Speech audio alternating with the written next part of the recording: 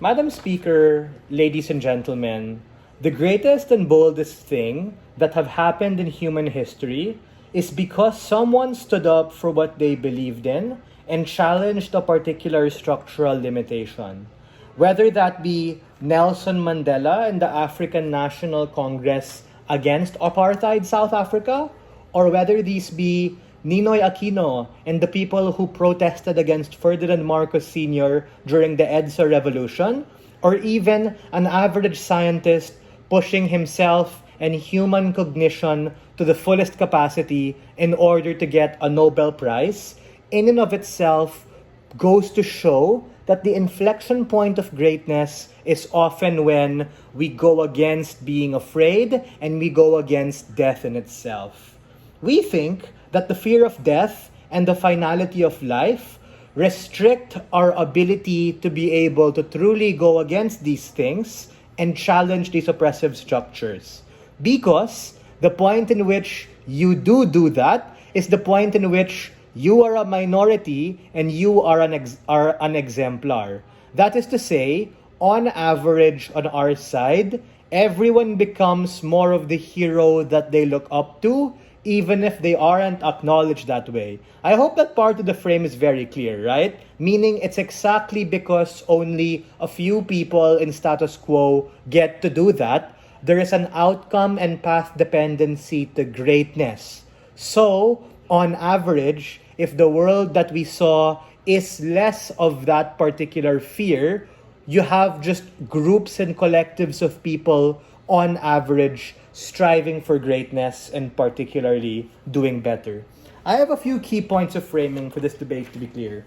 Number one, this is a comparison of worlds debate, like a prefer motion, and we think that for many different reasons, in status quo, people fear death, and on our counterfactual, people are going to fear death less, and as a consequence, they're less of a premium on things we cannot control, like how are we going to die, what's gonna happen to us in the afterlife, all of those particular things, which actually just ground and anchor life in the present at the point in which we don't fear like death so much, meaning things like the uncertainty of that and all of the afterlife copium vagueness bullshit and all of the legacy and succession that people ascribe meaning to because they're like afraid of that sense of mortality and ascribe a sense of morality to that. It's exactly the point in which your current life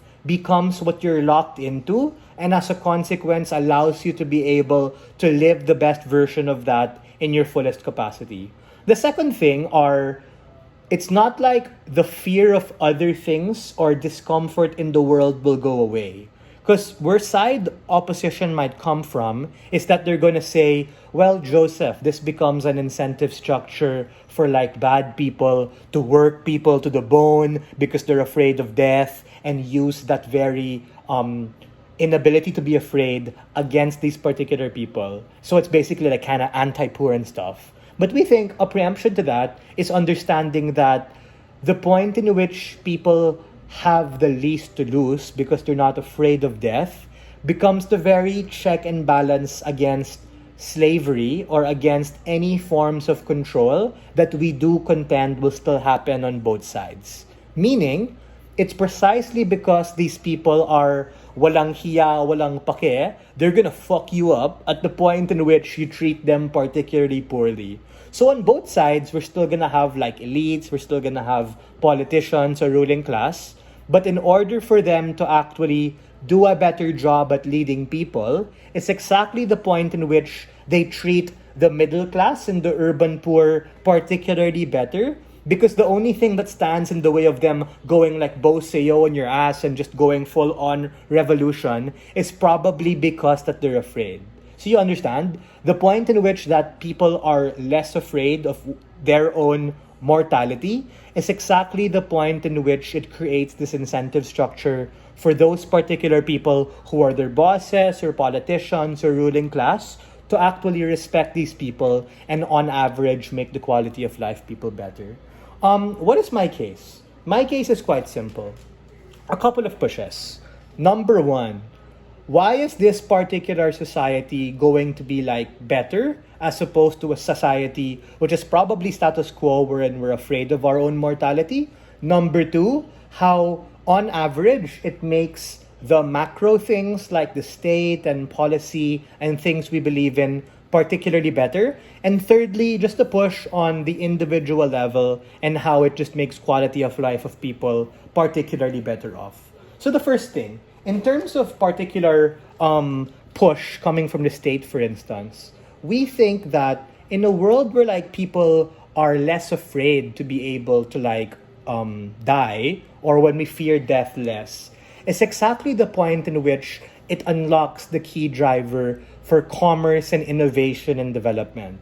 Because in status quo, the advancement of technology was always lockstep with our ability to challenge the unknown.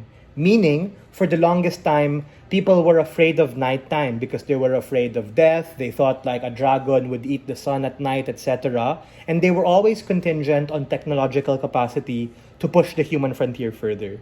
But the point in which people are less afraid of the unknown is exactly the point in which they take on particularly more risk to be able to do things and do great things. And this manifests itself in a host of ways. It can manifest itself in things like innovation and iteration, meaning yes, more people can die and can fail, but at least we're able to have better and faster iteration for things and as a consequence learn more. And on a very human level, just be able to push through with what you want, whether that be challenging a structure or fighting as a soldier, or heck, even asking the person you like out for prom or whatever is proximate to you.